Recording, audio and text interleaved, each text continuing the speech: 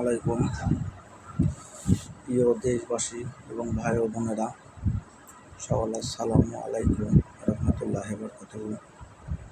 আমি এই লাইভে ভিডিওটা নিয়েছি এই কারণে যে আমার কিছু শুভাকাঙ্ক্ষী আছে যারা আমি ভিডিও করে বিধায় এর মাইন্ডে লাগে যে আমি যখন ঋণগ্রস্ত ক্ষতিগ্রস্ত হয়েছিলাম, এখন এরাই আমাকে বলেছে যে গায়ের রক্ত বিক্রি করে টাকা দিতে হবে, তারপরে কিভাবে দিবে সেটা তোমার ব্যাপার। আর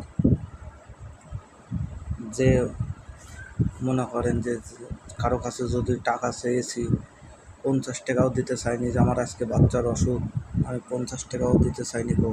এজন্য কিছু কিছু মানুষ আমাকে নিয়ে সমালোচনা করে। যাদের আমাকে নিয়ে ভিডিওটা পছন্দ হয় না তারা দেখবেন না। আসসালামু আলাইকুম রহমতুল্লাহি ওয়া বারাকাতুহু।